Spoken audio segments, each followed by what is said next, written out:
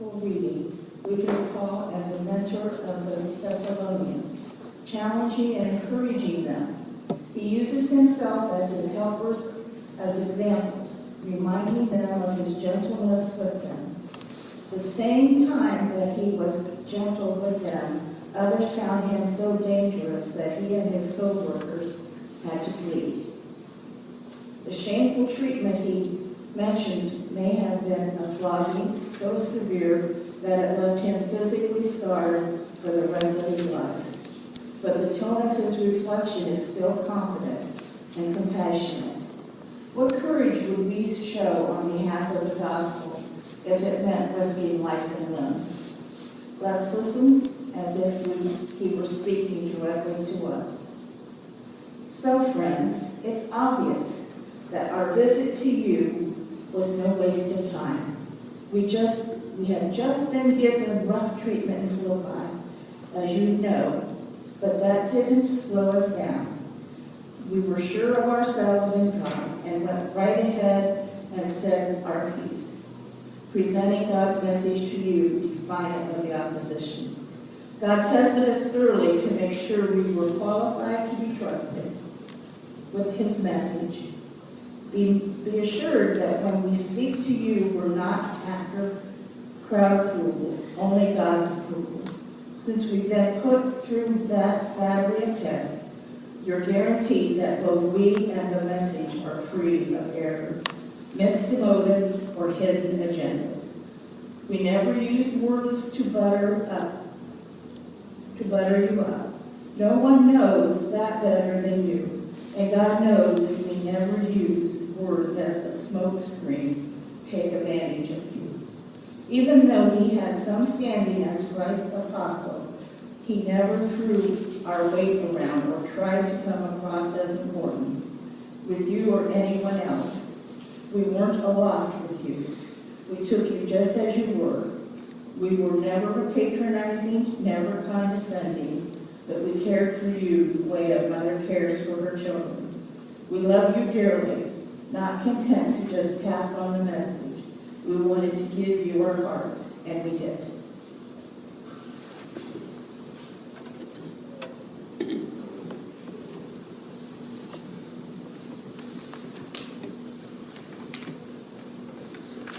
Our gospel lesson is from Matthew chapter 22, verses 35 through 40. And the very first verse in today's gospel reading refers to a tricky question some Sadducees asked Jesus about applying marriage laws in life after death, and Jesus refused to be taught. Then one of the Pharisees, a young man, questions Jesus again. Jesus answers in much the same tone as Rabbi Hillel, a contemporary of Jesus's, beginning by the quoting of Shema, an essential creed among Jews even today, and then adding a verse from Leviticus chapter 19, verse 18. Now, Pharisees and Sadducees were two sects of Judaism. The Sadducees, named perhaps righteous ones, were well-educated, sophisticated, relatively wealthy, and may have been seen as collaborators with the Roman authorities.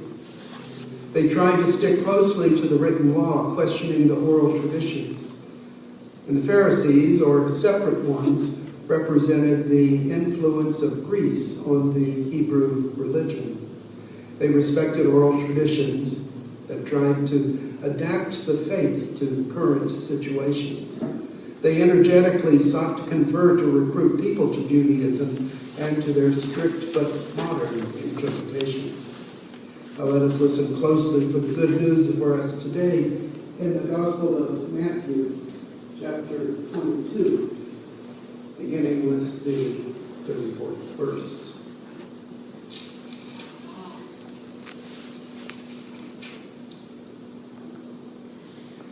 When the Pharisees heard that he had silenced the Sadducees, they gathered together, and one of them, a lawyer, asked him a question to test him. "Teacher, which commandment in the law is the greatest?" He said to him, "You shall love the Lord your God with all your heart and with all your soul and with all your mind. This is the greatest and first commandment. And a second is like it. You shall love your neighbor as yourself. On these two commandments hang all the law and the prophets. The word of the Lord. We give praise and thanks. Amen. Thanks be to God.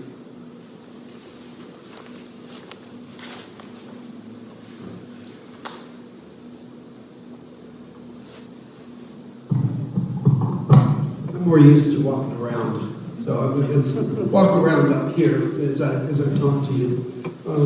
Because I feel that there's an important message in this for us. And as I worked at developing this message, and I was struggling with the title, and sometimes titles are harder to come up with than actually the message, and this was one of those cases. I thought, well, we'll call it The Extravagant and Radical Love. Now, that's a good title, but it isn't very catchy. And it suddenly dawned on me, God winks. Now that's a little catchier, I think. And it refers back to a book, and I forget the author, and even the title, except God Winks is in the title. But it is a book, and all you have to do is Google God Winks, and I'm sure that book will come up. But the whole idea, the main idea of the book is that God's sense of humor is that God winks at you, and something different occurs. Something that surprises you, to let you know that God is there. And I have a good example of God's winks as we move through the message I have for you today. The gospel, I think, Jesus winks. The lawyer asked the question, what is the greatest commandment? And it sounds to me a lot like Jesus is being set up. We've got the 10 Commandments that are elevated above all 614 commandments that can be found in the first few books of the Bible. And to say which one of these 10 is the greatest is to then say, are you diminishing God's rules for the other 9? And so Jesus winks and says, I know what you're up to. And this is my surprise for you, because the greatest commandment is to love God with everything you have, with everything you are. And then he adds, and love your neighbor as yourself. That's the wink part. And I'm sure the Sadducees kind of wandered off scratching their head, what's going on here. But I think we have a sense of what Jesus is about. That Jesus' love is extravagant and radical for each and every person that he encounters. And so God winks at us. God winks at me many times.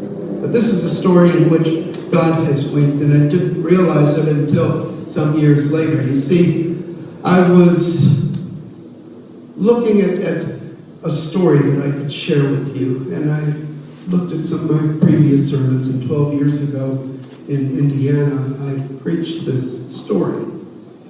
A story of Peter Miller, or the German translation of his name, Peter Müller. But he was born in early 1700s and came to the United States in 1730. He became a pastor. Now, some stories say that he was ordained in Germany, and others say that he was ordained in Philadelphia. But you see, Peter was a pastor in the German Reformed tradition. So now, on this day of Reformation, we're now lifting up first the Lutherans in my children's message, and now the German Reformed, which is part of our tradition as Congregational UCC.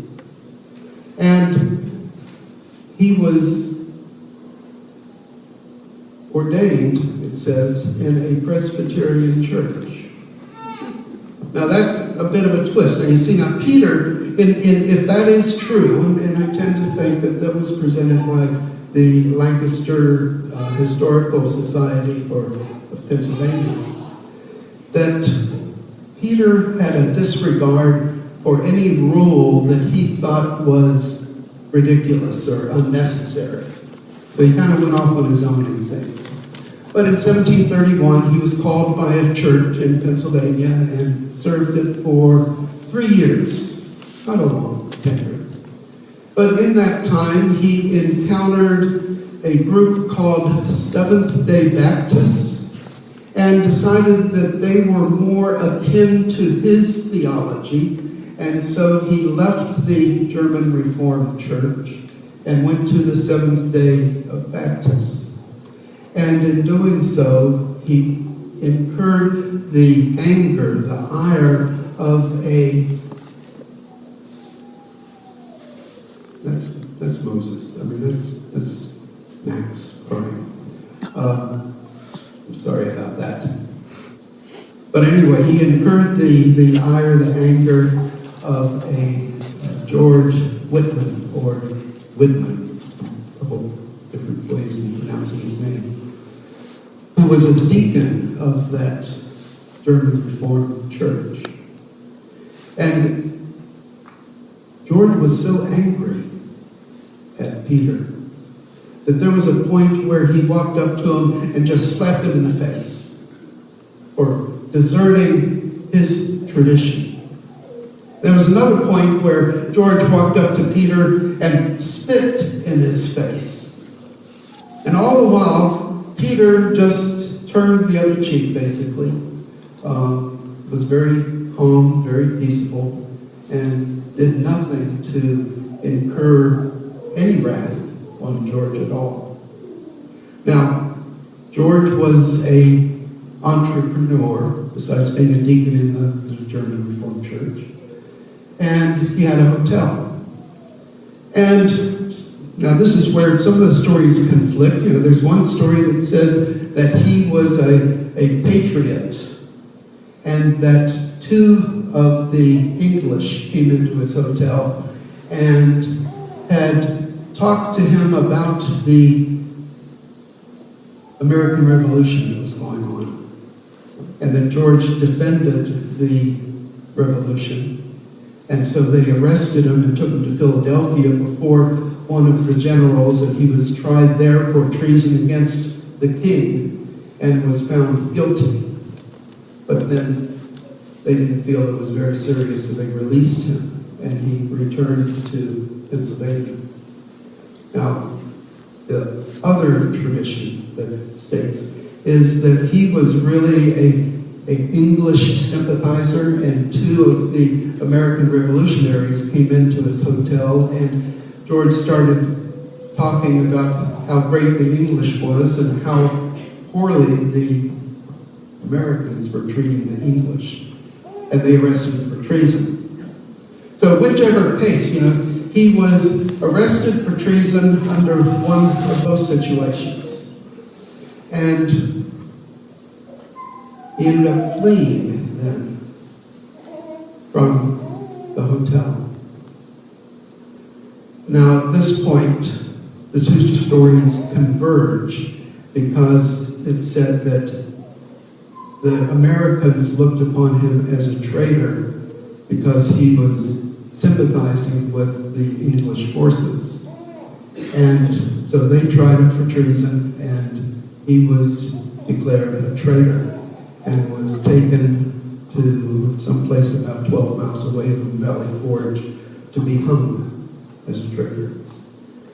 Now, Peter Miller heard about that.